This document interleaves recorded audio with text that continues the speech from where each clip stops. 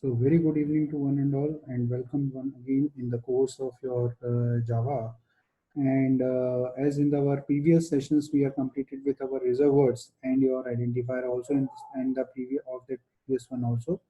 So he was completed with these two important part of our Java. That's your identifier and your reserve words. So today we start with an important part of your Java, that is your data type. So before starting the data type, I just want to recall some things regarding to your reserve words. So basically, we divide the reserve words into the different categories, in which we have we have your reserve literals and reserve keywords. So we basically divide our entire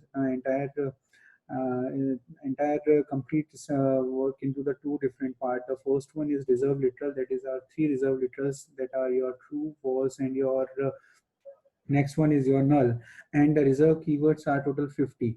So if we talk about the reserve words, we have 53 reserve words, and these 53 are subdivided into the two broad categories. Then afterwards, we further divide that broad category into the further part, like your reserve word is divided into two parts. First one is reserve keywords that are 50, and the next one is your reserve literals that are your 3. Then next that we was discuss is your what is the difference between your reserve keyword and reserve literals. So the reserve literals is only having some specific value, and they just representing values, like your true is representing boolean 1, zero false is representing 0, and null is representing nothing. Clear?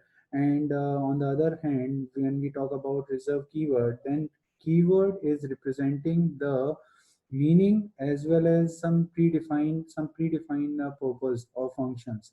Clear? Like for example, we have so many reserve words. Like I take India is your reserve word, if your is your reserve word, try is your reserve word, catch is your reserve word. So many reserve words are there, but there are two in these 50. We have two unused reserve words. First is go to, another one is cons. Go, go to is goto is not now in use. Reason is simple, because goto is just break the normal execution of your program. Goto is just used to move from one level to another level, and in the normal programming we don't prefer to use the go to statements, because it may hamper, it may disturb your normal execution. So in the normal way, we try to avoid your go to statement. Now if we talk about your cons, so the work of cons is already taken care by your final keyword. So we also try to avoid your final keyword. Clear? So these are the two not final keyword, const keyword. So these are the two important keyword that are not used. That's why we are put into your unused category. The next important thing is your the next important point is your use. So we have total now 48 keywords, and we further subdivide into their uses. Like some of the keyword are used in data type, some of the keyword are used in your classes, in objects, in access modifiers, in exception handling, and so many other places in the entire coding. So if we talk about your use of your keywords, so we have a very long list regarding to use of your keywords. So we all discuss in our previous, we already discussed all these things in our previous sessions. So let's begin the today's sessions. So these are the agenda for the today's session. First, we see that what is the prerequisites for the data type. Actually, we divided this data type lecture into the multiple parts. We have the multiple part for the data type. One more thing I just want to add over here. Maybe possible in our next lecture, we are see at least the first program, or we try to operate we try to actually do an operation on our first program, like what are the basic keyword that we require to understand.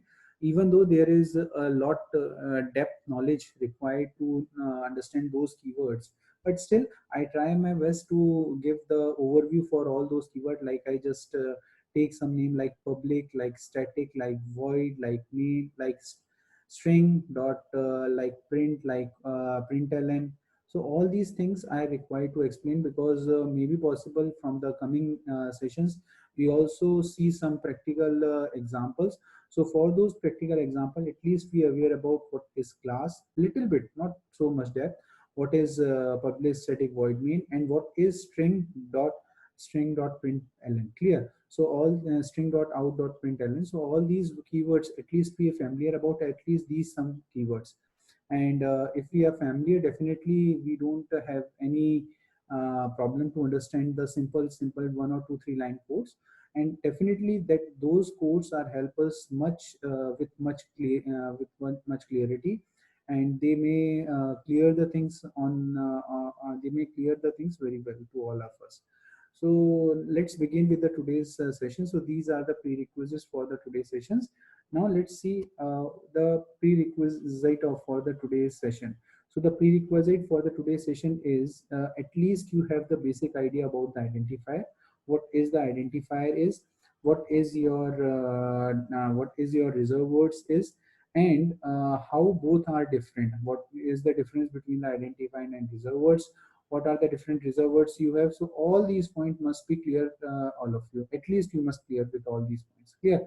So let's begin with the today's session. So for the today's session, first thing that I just want to ask all of you, why we need to discuss about the data type? That is my first question. Why we need to discuss about the data type? Anyone have any idea? Okay, I flash some pictures or some pics in front of you. Just try to analyze them. See what all these are. Something interesting. In first pick you have like these are all are the cold drinks, and like something there in downside of there. And here some things like your ketchups also there. Here we have some junk foods like your burgers, and so many other things are there. Here we have something that I like very much myself, like sweets are there. So what actually the requirement, or why I should flash all these things in front of you? Why put all these images over here? What is the need to describe all these things? I put these things very thoughtfully over here. Reason is very clear. I just shared one thing over here. Let's say I take one example of your drinks, cold drinks over here. Can we put these cold drinks into a cardboard? Is it possible? Or can I take this one burger, or can I capable to put this one burger inside my plastic bottle that is containing the your cool drinks or your drinks? No, no. So on the same basis, can we allow to put these sweets inside these bottles? No, not so. So according to the type of food, our food industry can decide, they should decide their type of covering or type of holders or type of containers. Clear? So if we say that what kind of food, what kind of thing that we require to pack, according to that we decide their packings. If it is liquid, definitely we prefer something like cans, like plastic bottles, like anything which do not allow the leakage. So we prefer something like that. Similarly, when we talk about some solid or semi-solid, or if we call as solid food items, then we prefer the cardboards.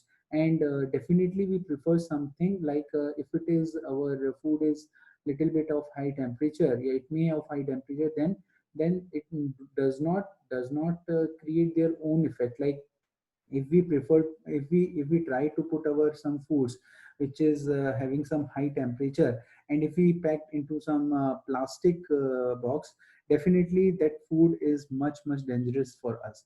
So all these things are kept in mind before packaging the food, that what kind of containers that we should allow to package the food, why should I take this point over here? Reason is because if we are thinking about the type of food, we decide their packaging. On the similar way, the different type of the data is helping us to decide their type. Different.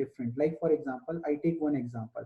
Like if I say that I am talking in English, so I use some English words. So for kept record all these words, we form the sentences, and all these sentences forms what?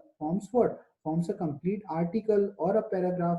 And these paragraph could be stored in the form of your word page, or in the form of your some text page, anything. So this is the one of the way to store the text data. But when we talk about to store your my voice, so is it possible to store my voice on the text format? No, it is not possible to store the voice on the text format. The best way is either to store in .mp4 file or .mp3 file. So these are the way by in which we can store my voice. Clear?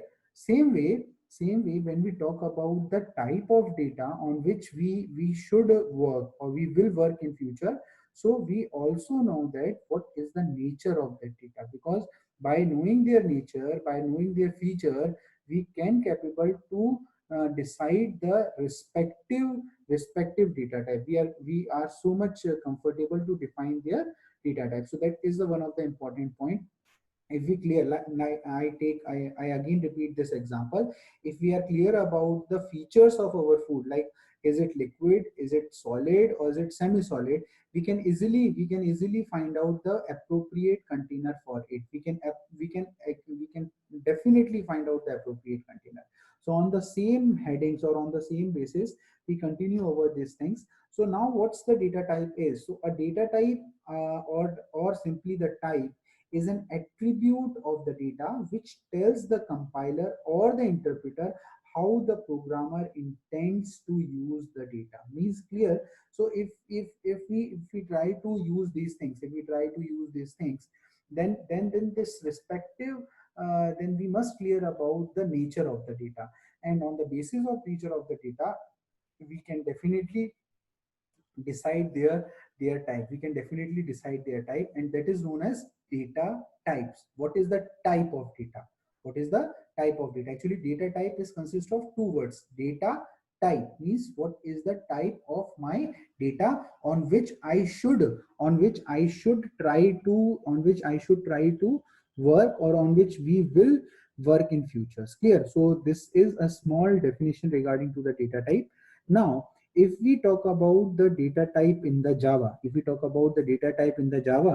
we broadly classify the data type in Java in two broad categories. The first one is primitive and the next one is non-primitive data type. So I hope so you all are clear with your primitive and non-primitive data type. If you have a basic background of your OOPS concept, because when we are study about the OOPS concept, we definitely clear about your primitive and non-primitive data type. So if you talk about first, if I talk about non-primitive data types, so non-primitive data types are those data types which user define itself, like for example array, like for example your classes, like for example your strings. So all these are come inside your user defined data types, or we can say that non-primitive data types. Clear? So what are the primitive data types? Actually, the primitive data types are those data types which already predefined, which have already predefined, like for example int, like for example your char, float, like for example your double, like byte, like short. So all these are come under the category of your primitive data type. So primitive data type have, even I not say that non-primitive does not have the meaning. Definitely non-primitive is also also have some predefined meanings, but they actually defined or they actually declared according to the user's uses. So this is an important point that I make clear over here, that primitive data type is already exists, and it may come with your compilers and compiler or interpreter, because it is not only the part of your, we can say that it is not only we discuss in Java. In any programming language we have some primitive data type that comes with your that respective language package. Clear? So we have some we have some predefined data type which we have already come up with your respective Java package. Clear? So if we go for the next one, then now we can explore the next things. So what are the non-primitive data type that we have? So we have number of non-primitive data type. Here I just define some of them, like strings is the one of the non-primitive data type. Your array is your primitive non-primitive data type, and user defined classes. Actually string is already defined, but if we talk about the collection of characters or array of characters, because if we talk about the collection of character, then it is also called as what? String. So in that means we kept this string into the non-primitive one. Otherwise, all the user defined classes are come under the category of your non-primitive data type. So I hope so I clear with these two things. First one, how the Java is divided their data type. So it broadly classify the data type into the two category. First one, primitive data type. Second one, non-primitive data type. Clear everyone? So if we talk about the non-primitive data type, so then we have divided the primitive data type in many categories. Some of them we are taken in our this particular example, like your arrays, like user defined classes, any user defined classes. Okay, one more thing, why we should take the classes as a data type? Anyone can define? Anyone? Okay, I give a small example. Like if I say that int x, if I say that int x, so x is a variable of type, x is a variable of type int. Can we is it right to everyone? Yes. So we can say that int x, if we interpret this, then x can be said like that x is a variable of type integer. Similarly, let's say we have a class student. Let's say we have a class student and we make a object of that student class like student S1, like student S1. So that S1 becomes the object of my class student. Or in another word, can I say that S1 is a variable of type student? Can I say this? Yes, we can also say this. So class is what? Class is also have some predefined structure, some predefined meaning, some predefined things. So on the basis of that,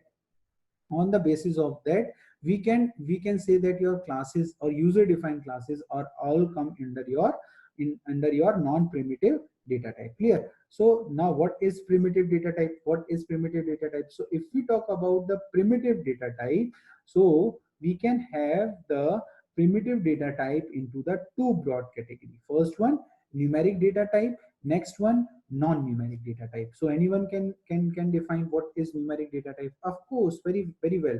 Numeric data type means in which we supposed to store the numeric data. We supposed to store the numeric data like 1, 2, like your 10, like 15.5. All these are come under your numeric data.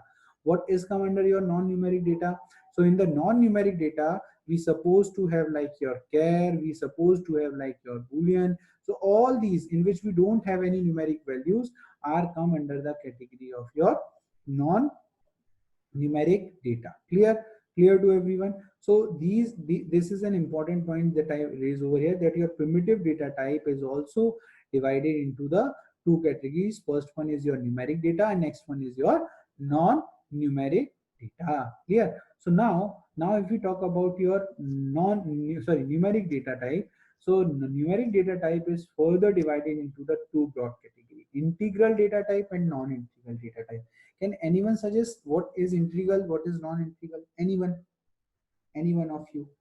Okay, I suggest over there, integral means what? Which is actually does not contain the fraction part, or which does not have any fraction part, is considered as a is considered as what? Is considered as your integral data type. Is considered as what? Integral data type. Now, what is non-integral? What is non-integral? So if we talk about your non-integral part, if we talk about your non-integral part, non-integral means which does not contain, which contain the fractional part, like 10.5, 20.5, 30.5. So integral means does not contain any fraction part. Non-integral means which contain the fractional part. Clear? So we have the further classification for this integral and non-integral.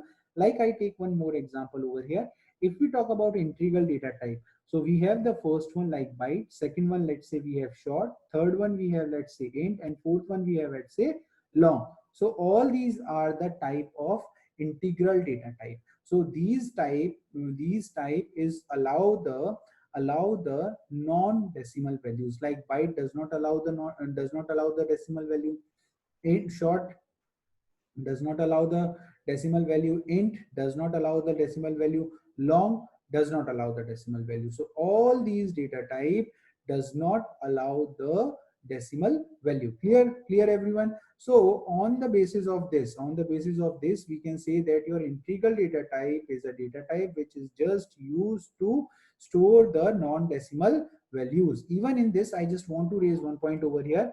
We are capable enough to store the large values in the form of your long data type, Clear everyone? So in the long data type, we will allow to store a very large value also. We will allow to store the very large values. Clear? Now, if we talk about your next data type, non-integral data type. So in the non-integral data type, we have your float, we have your double. So float and double, even the float is capable to store your decimal value. Why should we use the double? Similarly, just like your here I just again come to that here int is capable to store your all integral data type, but if their range is get increases. Okay, one more important word come from my mouth, that my words, that is your range.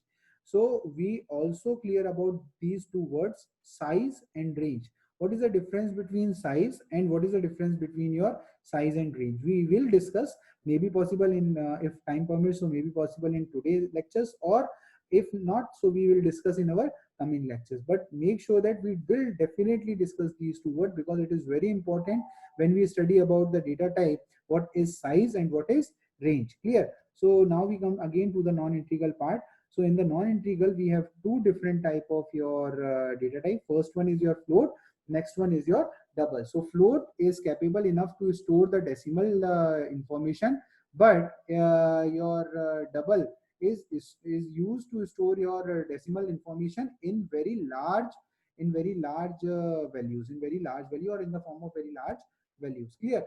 So now we come to the next one, non-numeric data. So when we talk about the non-numeric data, the first one is your char and next one is your boolean. So these are the two data type that is considered as your non-numeric data type. I hope so I describe your all the different type of data type that we will have in this complete course. And time being, if we require some add something, definitely I also add all those things. Clear? So now there are some important points related to this your data type. What the first line show in front of you? First line show that a b c, int a b c. Can I say that a b and c are the variable of type integer, yes, we can say that. Can we say that abc in this particular line, not in this line, can we say that abc is now the variable of type float? Can if we consider the first one, a plus b plus c into d minus e, because I'm not declaring d and e, I suppose that according to this first statement, a b c d e all are of type integer. So what the result of this expression? The result of this expression is also what? Int. The result of this expression is also int. If I consider the second one, a b c d e, and if abc is of type or abcde is of type your float, then definitely this expression is of the form your